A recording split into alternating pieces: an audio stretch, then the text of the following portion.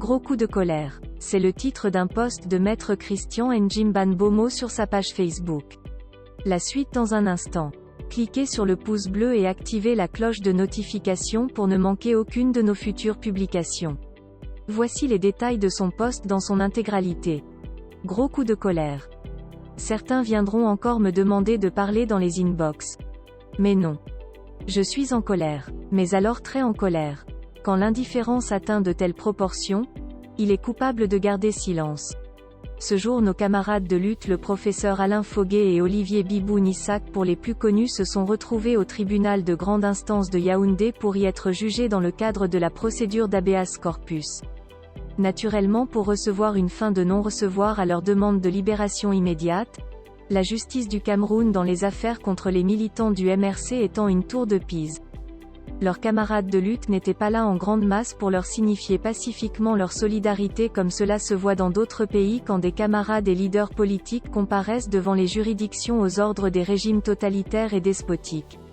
C'est une honte, un échec de trop dans cette révolution après l'abandon de Maurice Kamto séquestré pendant des mois et libéré par la France. C'est dire que les révolutionnaires s'en sont remis au bon vouloir des sécurocrates de Yaoundé et de leurs pantalonnades de justice qui sont désormais libres de les condamner sévèrement ou de les libérer quand bon leur semblera. Terrible. C'est tellement triste quand on voit tous ces efforts que la diaspora fait pour la démocratie dans notre pays. Où sont les amis et camarades de lutte du pays pour aller soutenir nos frères et sœurs qui tombent au combat? Or pour nous protéger contre des arrestations arbitraires, nous devons établir absolument lors de toute arrestation, un rapport de force sur le terrain. Par exemple 50 000 personnes au moins pour assister aux audiences. Ceci ayant l'avantage de médiatiser ces arrestations abusives.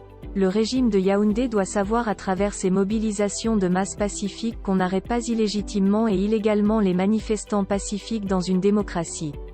Je maintiens, il faut une refondation, la mise en place d'un grand MRC. Je sais que nous sommes les plus nombreux à le penser au détriment de ces quelques agités stériles des réseaux sociaux qui ne comprennent rien à rien de la stratégie de lutte pour l'alternance démocratique au Cameroun.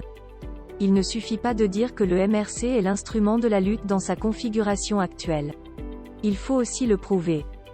Alain Foguet, charismatique leader du MRC, et Olivier Bibou-Nissac, la voix de la résistance, abandonnés. Bon sang, bougez un peu.